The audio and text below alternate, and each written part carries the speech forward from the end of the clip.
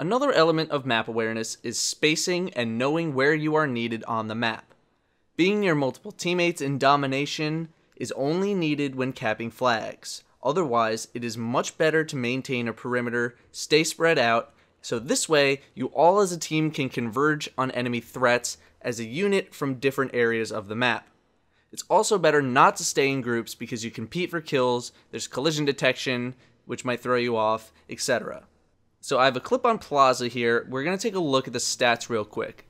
This was a great clip showing how I like to space myself and how easy it is to defend B on Plaza, especially with a shotgun like the R870. I'm going to show the full clip first, but if you want to see the analysis first, just click on the annotation on screen and then come back to the clip if you want to see it all the way through.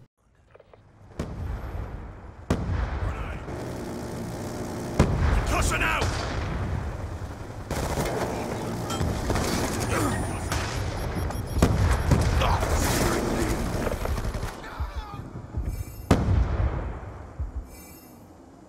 Be locked down.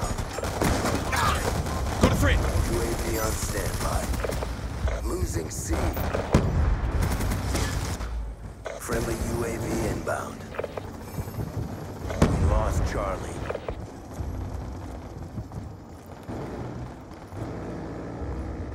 Be advised, hostile UAV incoming. Charlie secure.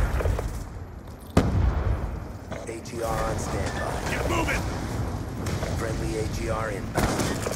Threat down.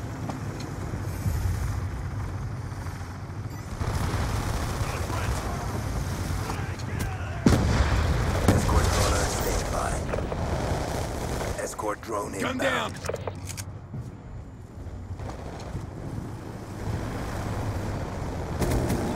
Securing Alpha. Including X contact. BDA deployed. Put a patrol! Got it! Losing Bravo. Securing Alpha. Down. Enemy spotted! Securing Alpha. Taking control. Losing lead. Threat down.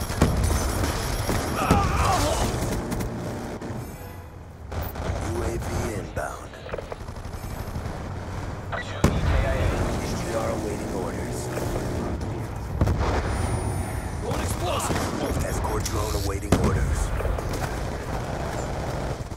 Losing C. Securing A. A secured. So running up the stairs exactly where I just did isn't always the best idea, but if you manage to get up the stairs still alive with a shotgun, you're in great shape. I do a very aggressive move towards their side of the stairs. It's very unexpected. It's also stupidly high risk. I move to start capping the flag with a teammate, and I like to go inside the building, but one of my teammates just died to an LMG, and I'm sure the guy inside is just staring down his sights waiting for someone to come in. But he doesn't make any sort of engagement. I get the cap, and I run. Let's take a look at the map. We have great spacing right now. Everyone is mostly spread out, and we have most positions covered. We have 4 near B, so I'm going to go take back C. Now, I was looking at the minimap the entire time on my way there. I see a skull and only 1 green arrow, so I'm going in by myself. The next scan reveals that he has Ghost. I don't see him. But he doesn't take much of a defensive position, and I take him out, and I cap. Our next move is to head back to B, and since I'm late to the positioning party, I just look to replace whoever dies in the positioning grid. One guy goes down near Debo, so I cautiously approach. Our spacing right now isn't amazing, but it's not bad.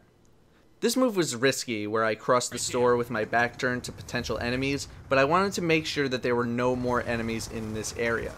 No one is coming, so I head back to the middle where I hear activity. I start to run into the club, but let's look at the map.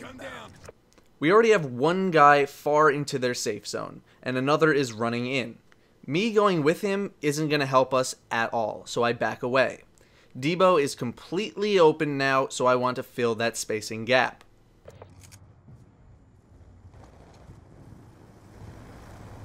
A teammate goes down, so I approach slowly and see an enemy. He is way too far, so I book it. He has the positioning advantage. I want to play on my terms. Now, given the spacing between us, I think I can make it back to B-Dom before he meets me in Debo. And I'm right, but only because I think he missed some shots. And he chases. Do you know what happens to people who chase? They die. I hear that we are losing B, so instead of filling the empty space, I go to defend. I grab a couple more kills as I go to run to cover. I check inside to make sure it's clear before leaving, and my HUD is back. I need to go back to Debo to fill the space left by my team, so that's where I go. You can see why I want to go in this direction. There's a lot of enemies leaking in. After another UAV scan and seeing 2 teammates go down in the obituary feed, I need to replace them in the spacing grid. I snag a double kill before running into the club to not be damaged by the bouncing Betty. However, I have a threat right in front of me and instantly disengage. He has the position advantage. I want him to come to me where I have the advantage. I wait for him to stop shooting, assuming he thinks I'm just going to run back out again. Then I move in and grab the kill while he's reloading and crossing the doorway. Now in that entire sequence, I did not realize my team was capping A. We spawn flipped. My HUD comes back, but I was still unsure of the situation. I didn't really have a grasp of what was going on, and after a crazy turn kill, I go down. This clip started at the 3:11 left in the round mark and ended with 56 seconds left in the round. In that time, I managed to get 2,685 points over 135 seconds. It's a little over 2 minutes. That's a score per minute of 1,193 in that sequence. At the end of the round, I was averaging over 1,000 score per minute. The match didn't end at that rate, but still, it was pretty good.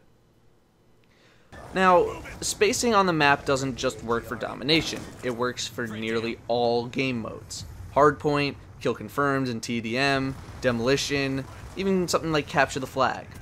Being able to properly space yourself amongst your teammates enables you to control more of the map without the use of score streaks.